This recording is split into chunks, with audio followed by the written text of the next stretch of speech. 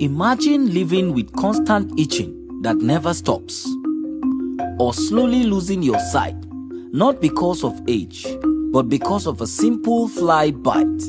That is the reality of onchocerciasis, also known as river blindness.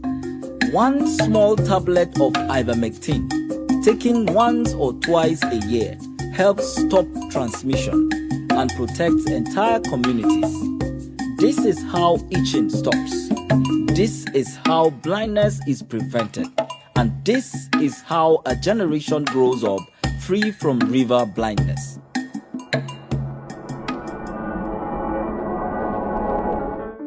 Imagine that you are a worm, a very specific kind of worm, Onchocerca volvulus. Your goal in life, your mission, your only purpose is to worm your way into the human body. You are a parasite. You need the human body to survive and to thrive. Humans, perhaps understandably, do not care for you. They curse you and your larvae especially, because once they get into humans, they squirm everywhere. They crawl into legs, and they cause unbelievable itching, horrible, infernal itching. And when they writhe into the eyes, humans go blind. For centuries, there was nothing humans could do but spite you. But then they found a pill, a horrible pill that kills your darlings. This pill, ivermectin, makes life very difficult for a parasite. Welcome to Drug Story. I'm Thomas Getz. Today's drug is ivermectin, which truly is a wonder drug, a veritable miracle cure. It is really, really good at killing parasites that cause diseases like river blindness or elephantiasis. These tropical diseases mostly happen in Africa or South America or parts of Asia.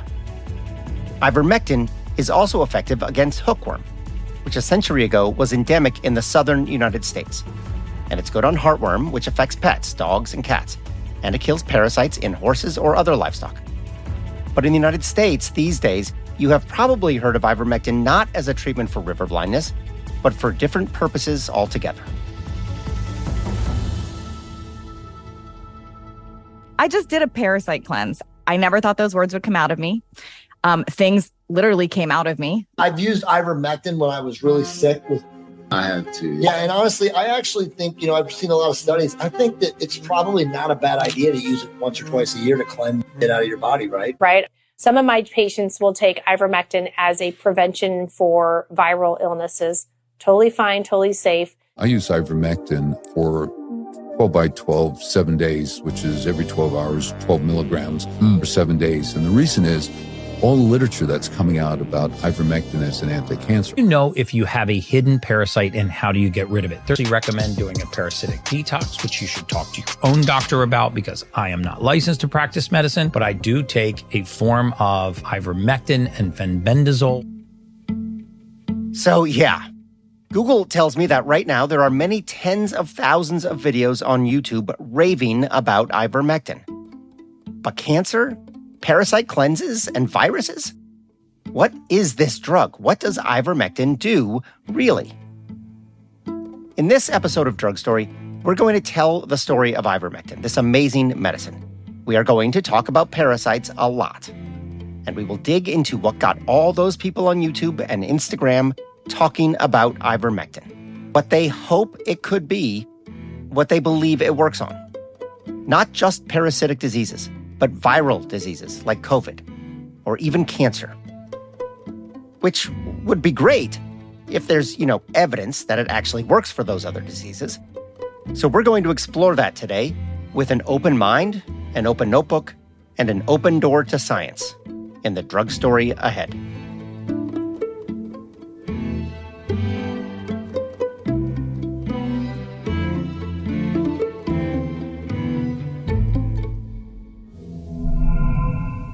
Drug Story is sponsored by GoodRx. Every prescription has a story, and for many patients, affordability is a defining chapter. GoodRx makes it easier to find lower prices on prescriptions, from GLP-1s to flu meds, so cost isn't a barrier to care. Trusted by nearly 30 million Americans and over 1 million healthcare professionals each year, GoodRx offers savings at more than 70,000 pharmacies nationwide, helping people start and stay on the therapies that keep them healthy. To start saving, go to goodrx.com/drugstory. That's goodrx.com/drugstory. GoodRx is not insurance. Welcome back to Drug Story. We tell each episode in 3 parts: the diagnosis, the prescription, and side effects. This is part 1, the diagnosis, where we explore the disease behind the drug. Or in this case, the diseases, because ivermectin is proven to work on many diseases with one thing in common. They are caused not by a bacteria or a virus, but by an animal, a parasite.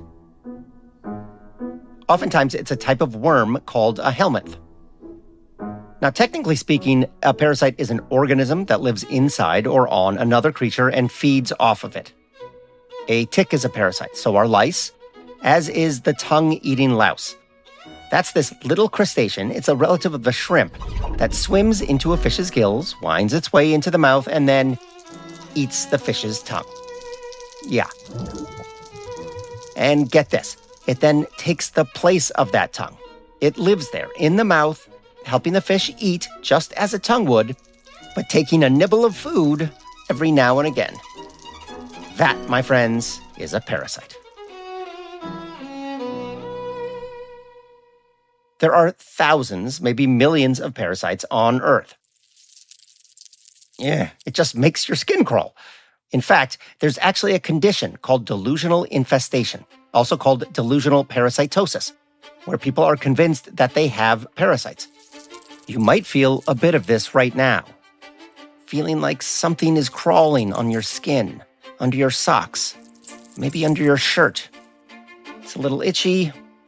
And no, a parasitic cleanse is not the answer. There is no evidence that those cleanses work. If you really think you have parasites, go see a doctor. Do not DIY this. Anyway, parasites have been worming their way into the human body for as long as there have been humans, even before. Just as fish and birds and dogs and horses all get parasitic infections, so do we. Many of these parasitic diseases started in the tropics. Since about 1492, basically over the past 600 years of conquest and migration and slavery, parasitic diseases have spread around the world. Parasites are everywhere. Here's a factoid. The U.S. Centers for Disease Control and Prevention is based in Atlanta, Georgia, because 75 years ago, parasitic diseases were common in the Deep South. It was mostly malaria, but also hookworm. In fact, let's start our tale there, in the southern United States, with a story about hookworms, circa 1900. Charles Stiles was born in New York and educated in the zoological sciences at the finest institutions in Europe. Stiles was particularly interested in parasites in livestock, like trichinosis in swine and tapeworm in cattle. At the time, the study of parasites, this is called parasitology, this was a brand new field of medicine. Parasites, it was discovered, caused diseases like giardia and malaria, and compared to bacteria, parasites were easier to find, sometimes even visible to the naked eye without a microscope.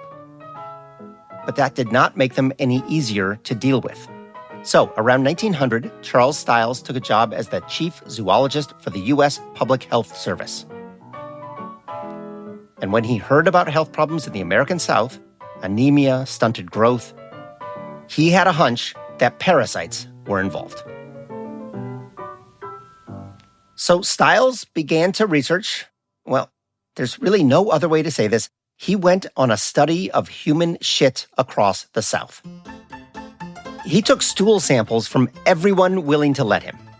And soon he had definitively identified hookworms as a cause of widespread malaise. Based on his poop studies, he estimated that around 40% of Southerners, whites and blacks, almost always poor, they carried hookworms. He called these parasites Necator americanus, which translates as American murderer. This was a misnomer, actually. People rarely die of hookworm infections, but hookworms did make daily life much, much worse. At the time, this was the first years of the 20th century, to be poor in the South meant almost no sanitation. No running water, no toilets, often no outhouses. People pooped, well, wherever, in the woods, behind bushes. And most poor people went without shoes, children especially. It was just easier that way. Shoes cost money. These were ideal conditions for the hookworm to prosper. Let's start in the dirt. Hookworm larvae live in the soil and burrow through to reach their target, human feet, where they quickly slip into the pores of bare skin. This might cause a rash. It was called ground itch. But the worm is in. The larvae, which are super tiny, scarcely visible to the human eye, they then wriggle their way into blood vessels and enter the bloodstream. And now the ride is on. The larvae flow to the heart and they are pumped out into the lungs. This usually causes a cough, which is just what the hookworm needs. Because with every cough, the hookworm is forced out of the lungs into the mouth. And then, gulp, swallowed. And now the worm is home free. In the small intestine, the worm latches onto the intestinal wall. There it feeds on blood and grows to just half an inch long at most. From there, the adult worm produces more larvae, which are expelled with a stool into the dirt past the bush, where the worms wait for other feet to pass by. And so the cycle continues. But let's hook back, to the adult worms back in the intestines. As they fester, sucking the blood out of their host, hookworms cause anemia. That is a severe and chronic iron deficiency caused by blood loss. Symptoms of anemia are weakness and extreme fatigue. The English language is full of words to describe this. Indolence, sloth, lethargy, lassitude, laziness.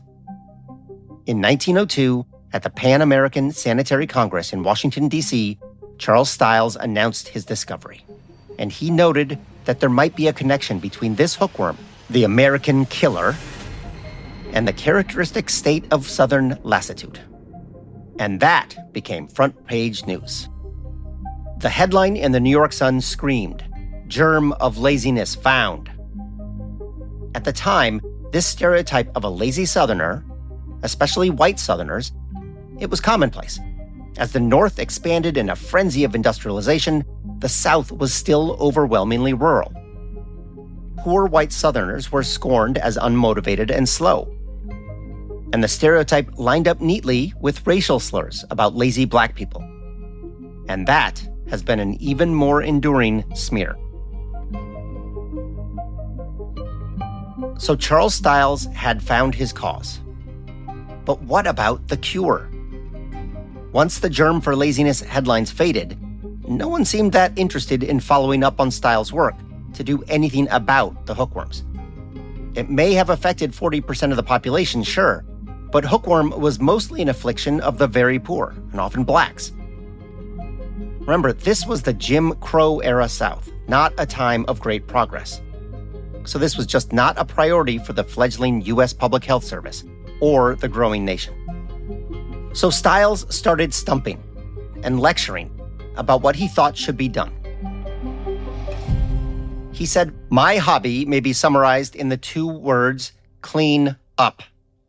In our filthy American habits of daily life, I see the cause of more preventable sickness and preventable death than I do in any other one factor." Eventually, in 1908, Stiles hooked up, with advisors to John D. Rockefeller, the founder of the Standard Oil Company and the richest person in the United States at the time. Rockefeller was interested in putting his wealth towards philanthropy, and Stiles' work fit the bill. Soon, there was a Rockefeller Sanitary Commission dedicated to eradicating hookworm in the southern United States. This would later become the Rockefeller Foundation. Stiles and the Rockefeller team identified 3 strategies to fight hookworm. First, infected people were to be treated with thymol. This was a naturally occurring chemical used as a disinfectant, and Epsom salt to kill and purge the worms. This involved a lot of vomiting and diarrhea, but it usually worked to rid a body of worms within 24 hours. Second, they went on an outhouse building campaign. One estimate at the time held that 35% of white households and 75% of black households had no privies. That would have to change. The goal was to build an outhouse for every home with a pit at least 4 feet deep. Third, shoes. Now, this was a big cultural change. Children in the South rarely wore shoes, especially in the summer. But shoes keep the worms out. The hookworm campaign quickly took off. State governments got engaged. With Rockefeller money, many southern states established sanitary commissions and better state departments of health. Soon, there was talk of an expanded national public health service, one that could build on the success of the hookworm campaign and advance sanitation and healthcare across the land. The Rockefeller Coalition framed this as a movement for the conservation of country life. But they were really demanding that people change how they lived, where they lived, what they wore, how they ate. Change was the only way to keep disease at bay. And many people did not like all that change. Enter the National League of Medical Freedom. This opposition group condemned scientific medicine, arguing that people should be free to pursue whatever form of treatment they believed best, and that the federal government should steer clear of endorsing certain kinds of medicine as more worthy than others. The League was funded by homeopaths, osteopaths, and others in the alternative medicine business. At first, it worked. The League and a successor group, the American Medical Liberty League, they managed to delay approval of what was called the Medical Octopus, a stronger national health organization. But by the time of the New Deal and more effective drugs and treatments in the 1930s, the opposition faded, though it did not disappear.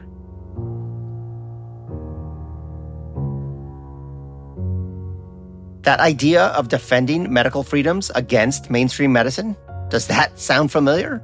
That idea would not die. It has not died. So now back to hookworm. That was eliminated in the southern U.S. more or less by the 1950s, though it's not entirely gone from the South. And it still appears in dogs and cats and horses nationwide. And hookworm is still sadly common around the world.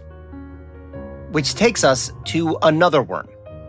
Let's follow our drug story to Africa to meet another parasitic disease, river blindness. In the villages of sub-Saharan Africa, in countries like Ghana, Nigeria, and Cameroon, people depend on rivers because that is where the food is, where the water is, that's where the work is. The water from the rivers is precious indeed, but the rivers are treacherous. They produce the black fly that brings blindness.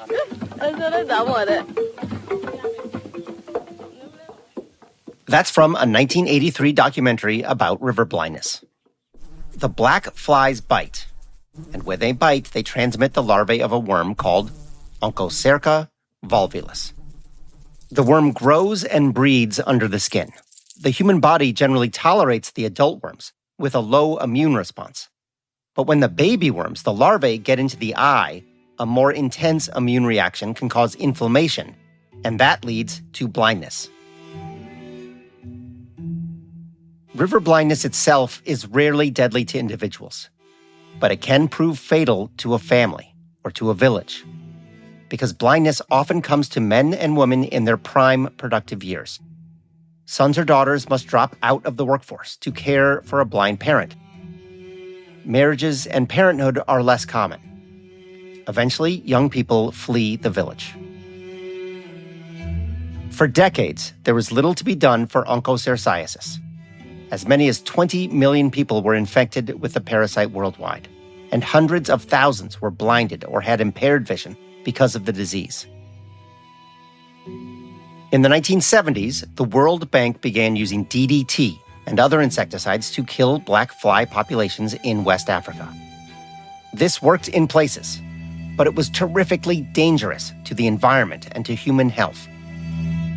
And then, in 1981, a new drug appeared that might work for river blindness, and for other parasitic diseases too, including hookworm. This was ivermectin. And we'll get into that after a break in part 2.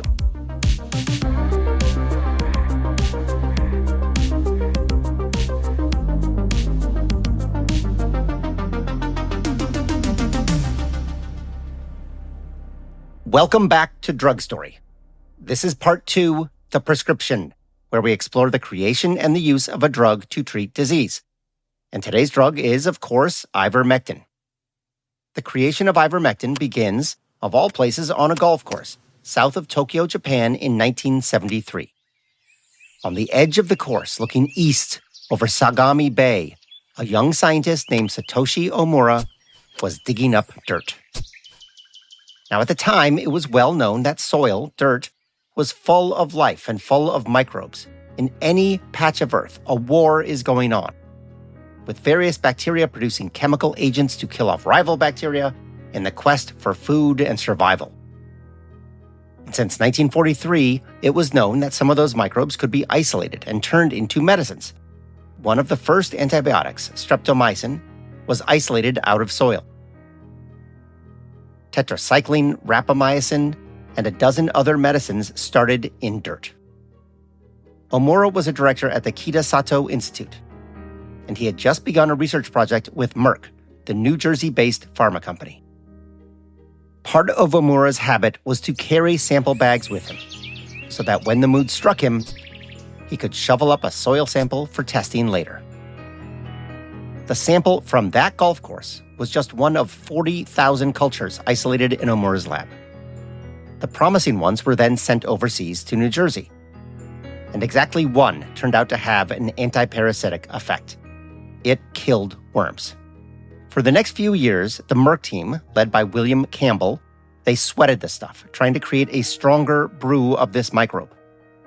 They tested it against various pathogens, from bacteria to parasites. And after countless experiments, they had ivermectin, a drug that worked reliably and consistently to kill parasites in livestock. In 1981, ivermectin was approved for use in animals to kill various kinds of parasites: mites and ticks and roundworms and hookworms and heartworms. Merck would make a lot of money this way. But parasites were also a problem in humans, particularly in less developed countries. So that same year in Senegal, Merck began testing ivermectin in people for the prevention and treatment of river blindness. And those experiments worked too. Ivermectin was approved for use in humans in 1987. But who would pay for the drug? It would be no small expense to manufacture and distribute the drug to hundreds of millions of people worldwide. So Merck did something remarkable. The company agreed to give away the drug for free, as much as needed and as long as needed, as the company's chairman said at the time. Within a few years, ivermectin was being distributed to whole villages, whole countries. Soon, people started returning to the rivers in a land rush, as villages and communities were reborn with hope. And then another triumph. In the mid-1990s, ivermectin was proven effective for treating lymphatic filariasis, another widespread parasitic disease, in this case, worms delivered by a mosquito bite. This disease afflicts 100 million people and causes chronic swelling in the limbs and genitals, leading to horrible conditions like elephantiasis. Again, Merck donated the drug for free. 40 years after these triumphs, we now know that ivermectin works against a great many parasites, and it is easy to take, just 1 or 2 pills a year. It gives countries a fighting chance to push back on disease and to reclaim land that has been abandoned due to infestation. To date, 5 countries have eliminated river blindness outright, and several more are really close. And all along, Merck has sold the drug under the brand name HeartGuard to prevent heartworms and hookworms in dogs. These products quickly became the top-selling veterinary medicines in the world, earning more than $1 billion annually. So yeah, Merck made their money, as they deserve to. And in 2015, Satoshi Omura and Merck's William Campbell were awarded the Nobel Prize in Medicine for their discovery of ivermectin. Parasites are not generally regarded as being lovable. When we refer to people as parasites, we are not being complimentary. Here is Campbell accepting the honor. We tend to think that a parasite is the sort of person who goes through a revolving door on somebody else's push. This is unfair. It's unfair to real parasites, to the innumerable and influential parasites from the world of nature. Your Majesties, Your Royal Highnesses, Your Excellencies, ladies and gentlemen, it is time for parasites to get a little more respect.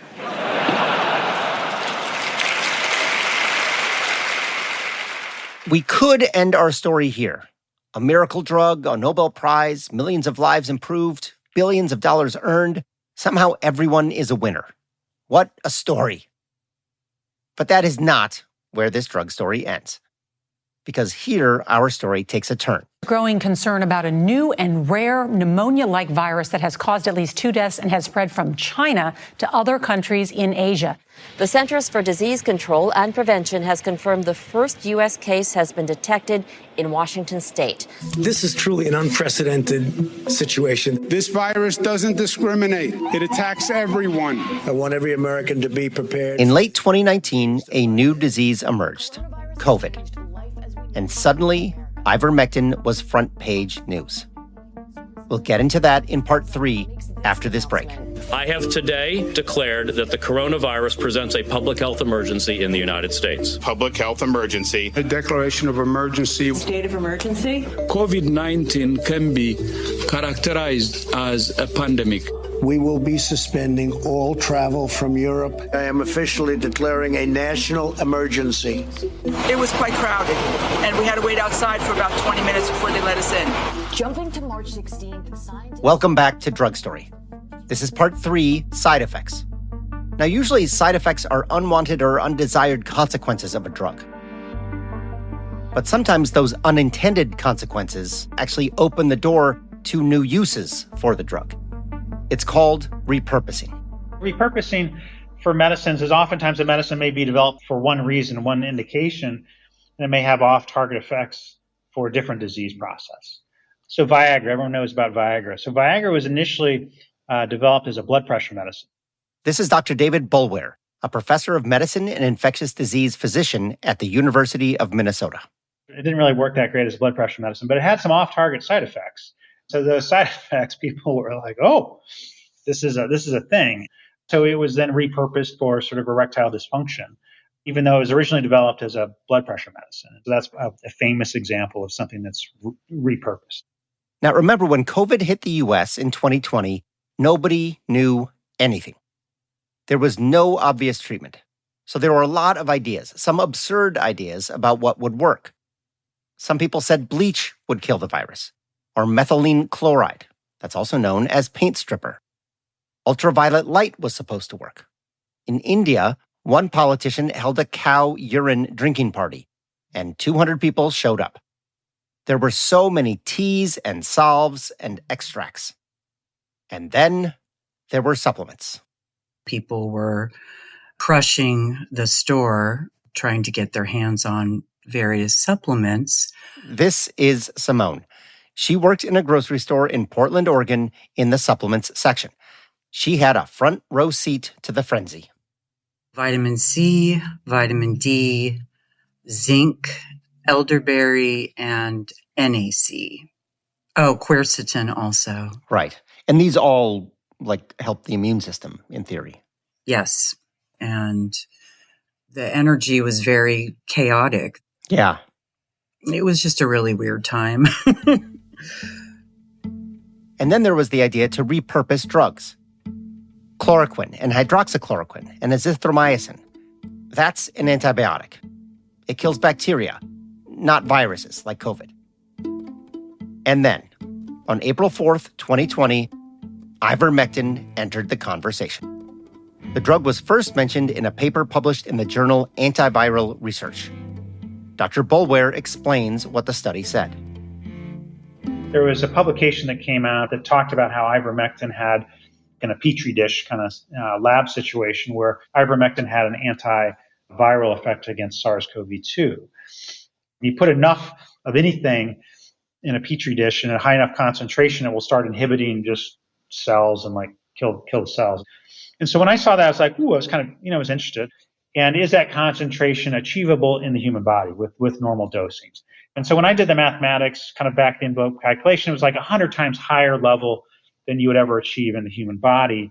And within about 5 minutes, realized like this is unlikely to be a viable treatment option because the concentration needed for an antiviral effect is so high. So, because it would kill the virus, but it would not be good for the human either.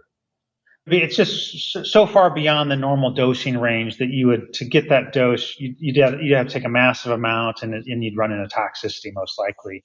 Because a lot of things work in a petri dish, a lot of things work in a mouse. Like, my gosh, we can cure cancer in a mouse, we can cure heart disease in a mouse.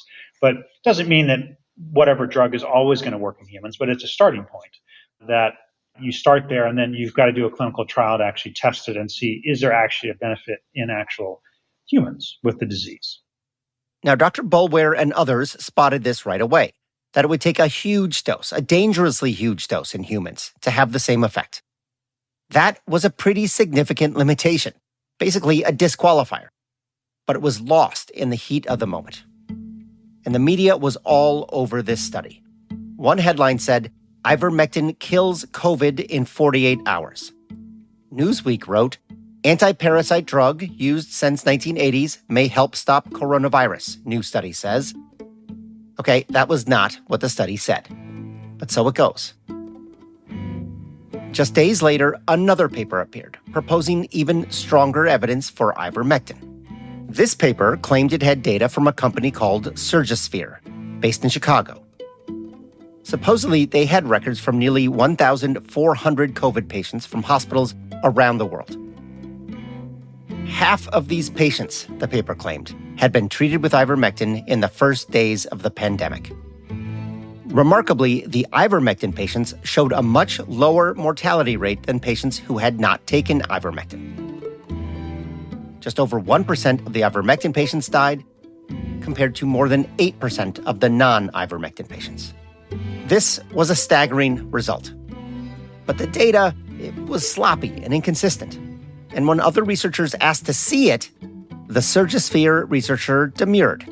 And he eventually disappeared. It was all fake. All made up.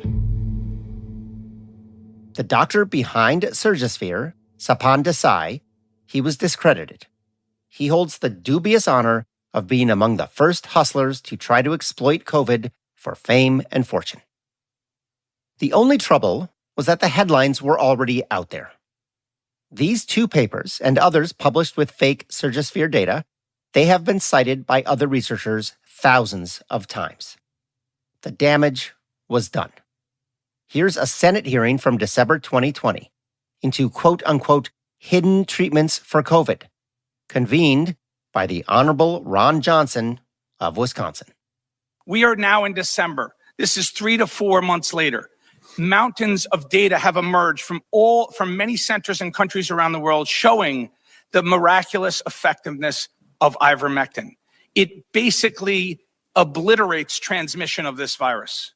If you take it, you will not get sick. The speaker was a Wisconsin doctor named Pierre Corey.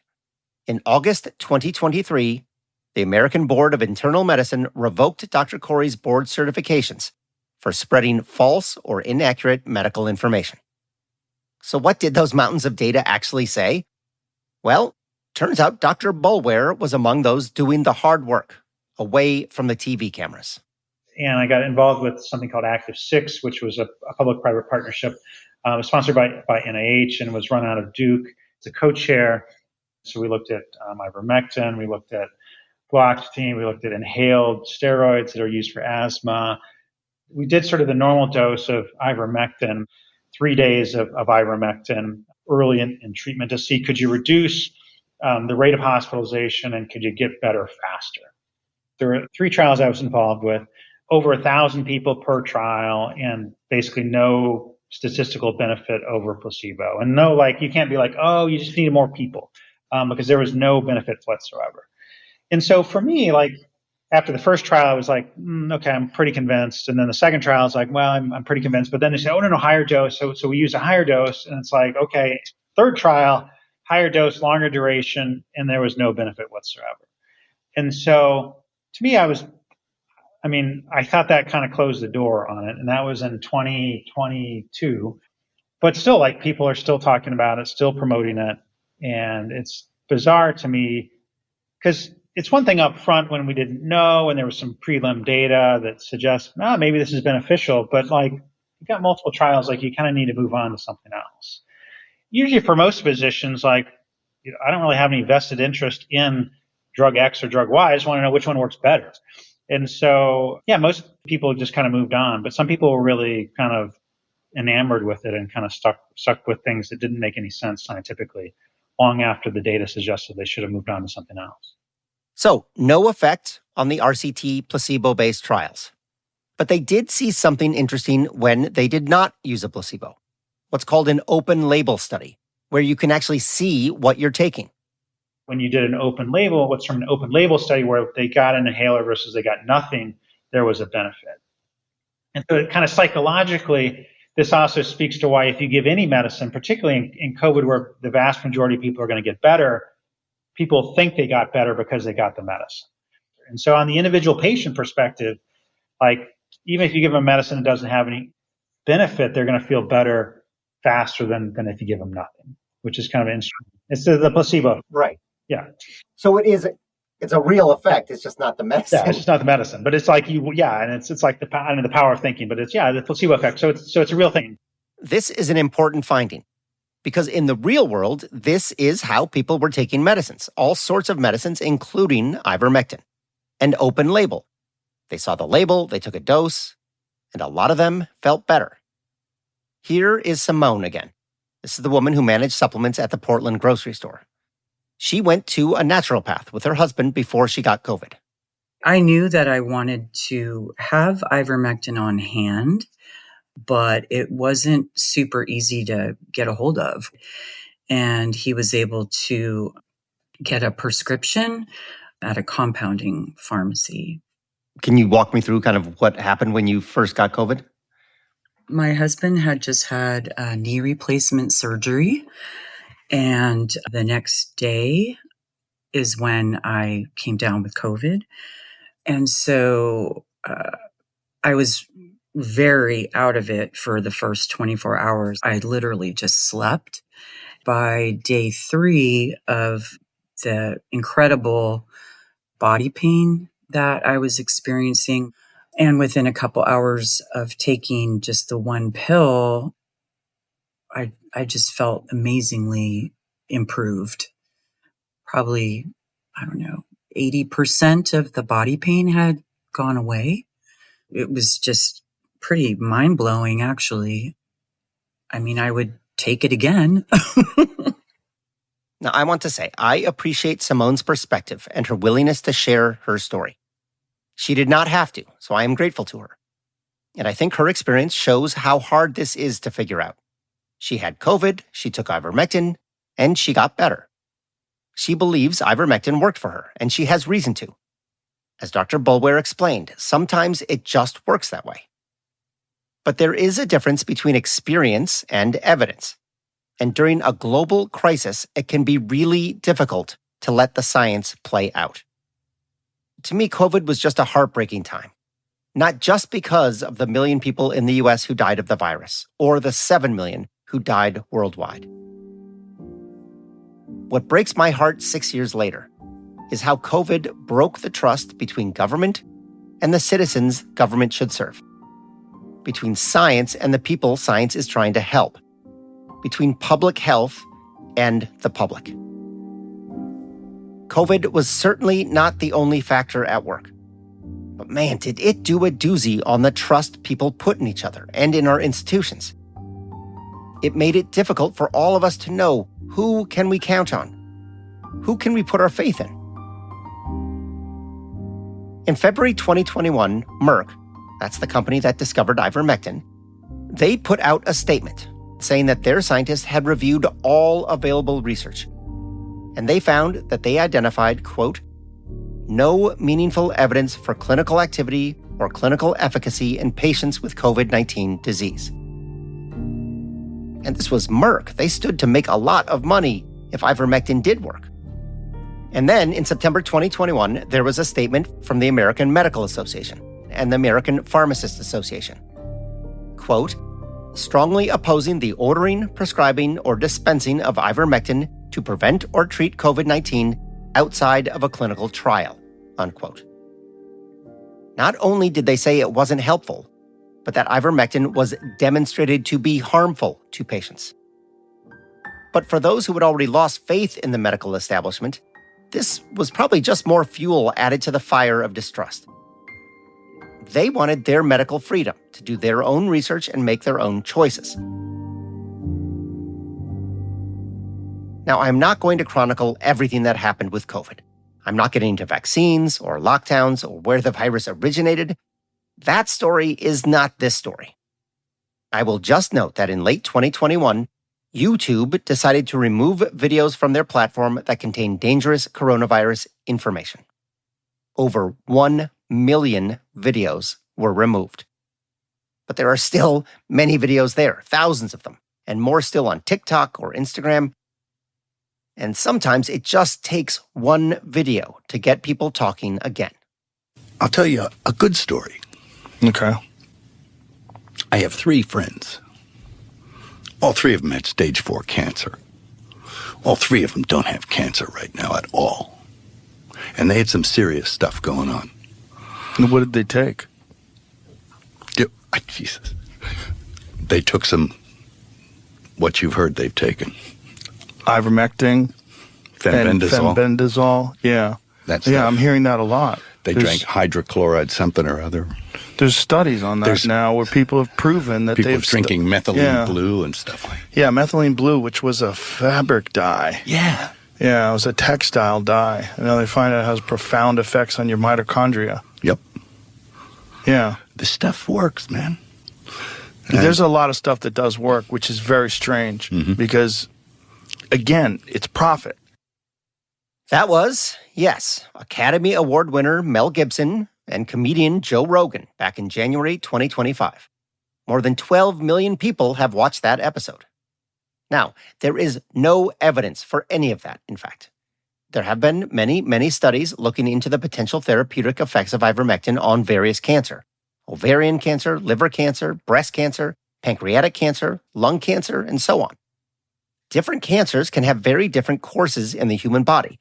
So drugs that work in one type often, very often, do not work in another kind of cancer. Most of the research so far is in vitro, in a petri dish. So the same caveats as above. What works in a petri dish or a mouse, it may not work in a human being. It may kill the cancer, but in amounts that could also kill the human. And none of these have been large-scale randomized control trials in humans. So the data is scant, despite what Mel Gibson says. But what has changed is who was in charge back in Washington. And in February 2026, the new director of the National Institutes of Health, who has said the NIH should serve as the research arm of MAHA. Hey, everyone, I'm here today to tell you how we can make America healthy again. And the head of the National Cancer Institute said that they had funded studies of ivermectin cancer treatments that are already underway. Here's what the head of the NIH said. If lots of people believe it and it's moving public health, we at NIH have an obligation, again, to treat it seriously. Well, that's not actually the way it's supposed to work. Just because people believe something does not mean it's worthy of study, or that it is worth the money, our money, to do the research. But whatever, that's the way they make decisions now. Studies are underway. Maybe it works. Who knows? And the great state of Florida isn't far behind.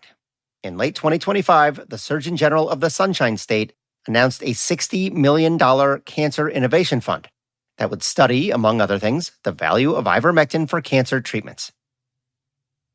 This is fine. It's what I have argued for in this show, after all. Do the science, test your hypotheses. But like Dr. Boulware explained, if it does not work, move on. Find something better. Because even when you test something that doesn't work, you still get a lot of placebo effects. And each of those becomes an anecdote, a story, a testimonial. And to a lot of people, anecdotes are much more compelling than statistics and p-values and relative risk reduction calculations. And we should expect a lot more anecdotes. Recently, 5 states, Tennessee, Arkansas, Idaho, Louisiana, and Texas, have voted to make ivermectin available over the counter without a doctor's prescription. These states are not seeing an upsurge in hookworm or any river blindness. It's just for people who want it on hand just in case. In the name of, yes, medical freedom. But freedom's just another word for trying to sell you something. Just look at supplements. It's no coincidence that a lot of people promising unproven things have a product they want you to buy. This idea of evidence, of validity, it matters because when doctors or scientists say something doesn't work, they are not trying to deny people access to something. They're not trying to hide something. In fact, they're trying to find something that works. And they're generally trying to save people from wasting time and money and hope. And hope is particularly precious here because disease makes people desperate. And nothing is more valuable in desperate times than hope.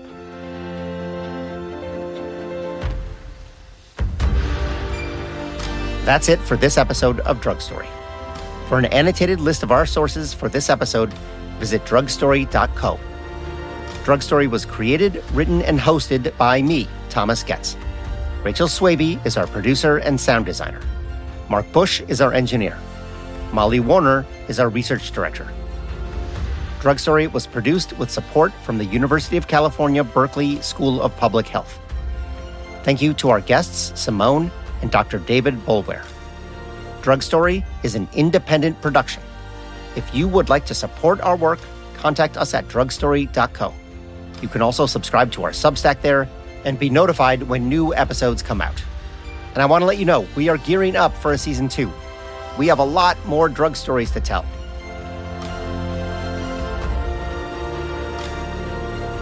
This episode of Drug Story might cause itching, scratching, and Googling of terms like delusional parasitosis. We recommend you wear shoes, wash your hands, and grant your doctors and yourself a little more respect.